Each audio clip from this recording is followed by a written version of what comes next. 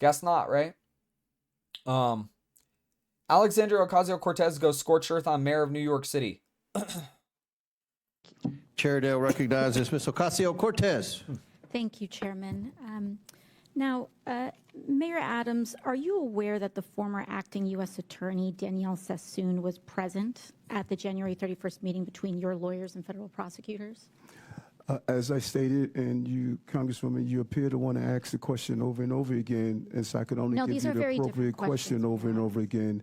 That this okay, I understand. Mayor Adams, are you not answering this question because you believe you will incriminate yourself? To the movement of this case. Mr. Chairman, I would like to submit to the congressional record Danielle Sassoon's. Notice how a Democrat woman, Alexandria Ocasio-Cortez, right here, is interrupting and speaking over a black man, right? I thought, according to the left, that when a black American is speaking, or when a black person is speaking, you shut the fuck up and listen to them. And it's racist to interrupt them and talk over them. Alexandria Ocasio-Cortez is a racist, and she hates black people. She is racist towards black people for talking over resignation letter Eric from Adams. the U.S. Attorney. Without objection to order. Thank you so much. In her letter, the former acting U.S. Attorney, a registered Republican. You see how empty this hearing is? For Antonin Scalia, was appointed by President Trump to serve as acting U.S. Attorney, was present at the January 31st meeting between Mayor Adams' attorneys and federal prosecutors. After that meeting with attorneys, the acting U.S. Attorney resigned rather than dismiss the charges against Mayor Adams. In her letter, which I have just submitted to the congressional record, Ms. Sassoon stated, "You deserve to feel safe with the confidence that you're protected online. Introducing McAfee Plus." That during that January 31st meeting, Mayor Adams' attorneys, quote, repeatedly urged what amounted to a quid pro quo, describing it as a, quote, Hey, AOC, was it also a quid pro quo for you to receive those tickets to the Met Gala and have your dress designed and paid for by some wealthy elites? Interesting. Improper offer. So clearly we have very rampant behavior, predominantly with left-leaning individuals, because AOC is a leftist, Eric Adams is a leftist.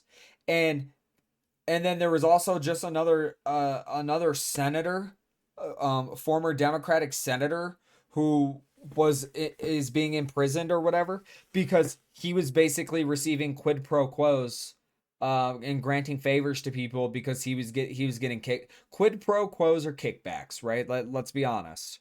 All right.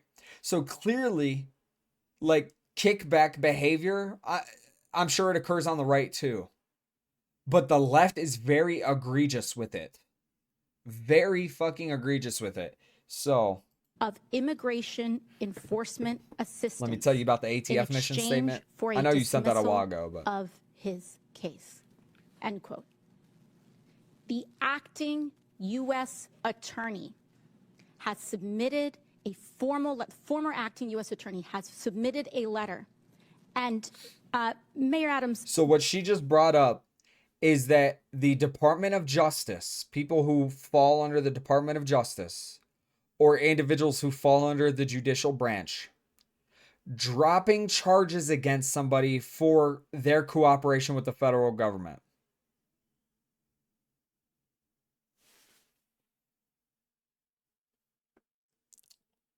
The fucking thing that occurs by the hundreds, if not thousands, daily in the United States. Do you know what the judicial system calls it? Plea agreements. This is not any kind of egregious behavior, right? People lessen charges, they dismiss cases, they dismiss charges, they fucking do whatever all the time, right? This is common. This is fucking common. Like, people are not, we don't have regulations, like strict regulations that are imposed for punishment of crimes, right? It is at the discretion of the prosecution. Okay? Plea agreements exist, right? It's kind of like, take this for example, right? I watched a video a while ago and I loved it, man. Restores my faith in humanity, and just, it's the kind of video where you know that we can fix it. Okay? Police officers arresting a man. I think it was in California, and it was a black man, right? I think he had a warrant out for his arrest, or he had gotten pulled over and something. The cop is chewing gum. The cop starts to choke and can't choke on the gum and can't dislodge the gum of his own accord. The cop's like trying to hit himself on the sternum and stuff like that. The black man tells him to give him his keys so he can uncuff himself to help the police officer. The black man uncuffs himself, saves the life of the police officer, and then turns around to resume being arrested. And the police officer refuses to arrest him and calls it in that this man just saved the life of that police officer. Because why not? Right? If you live in a society that can't punish bad, you have no society. But if you also live in that same society and you can't reward good, you have no society. Right? Because it's the same way. It's the same way. The reason why plea agreements are supposed to exist, not how they're actually, not how they're enforced now, right? But plea agreements are supposed to exist by utilizing the lesser evil to take down the greater evil, right?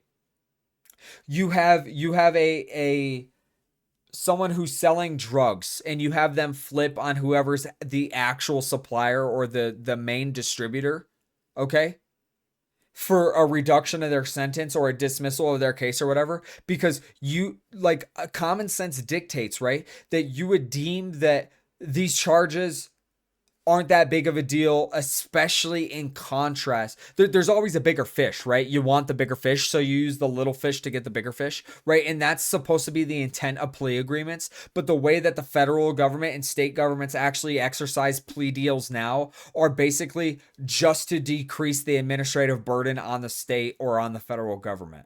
That's it, right? Because and it's basically tricking people into taking lesser sentences when they wouldn't have gotten a sentence in the first place. That's what it is. That's plea agreements are being abused like a motherfucker in this country, right? And so the left right now is upset about Eric Adams having his case dismissed by the Department of Justice, which were the ones who were weaponized to actually seek this case against him because he started to speak out about illegal immigration. And now, with him cooperating with the federal government to actually start to root out illegal immigration, they're dismissing the case against him because illegal immigration is deemed as a bigger priority, right? Do you know how many federal prosecutors total resigned rather than file the motion to drop the charges? It was reported that 7. 7. Correct. Mr. Chair, I would like to submit another letter from Hagen Scott. You mean to tell me prosecutors that chose to resign instead of prosecute so that they can maintain their fucking status as Democrats? Scotton, his resignation letter. Without objection, so ordered. Mr. Scotton was an assistant U.S. attorney who also attended the January 31st meeting between your attorneys and federal prosecutors. He also resigned rather than drop the charges. In his resignation letter, he stated, and I quote, "Our laws and traditions do not allow using the prosecutorial power to influence other citizens, much less elected officials." Crazy. So why are people who are in New York City committing terrible fucking crimes, flagrant and egregious, and then not being charged or kept in prison or jail. So if our argument, right, is going to be we must punish people who do wrong, why is the left selectively punishing people who do wrong? And then arguing that it's not okay to selectively punish people that are doing wrong. Alexandria Ocasio-Cortez, I do think that she is a pretty woman, but goddamn, she's either stupid as fuck or she's actually a terrible person. Right? Those are your two options as a fucking Democrat at this point. You are either actually stupid as fuck or you are just an evil fucking person because all you do is lie, lie, lie. Okay? So I really don't care to listen to any more of the video because we've already broken down the narrative.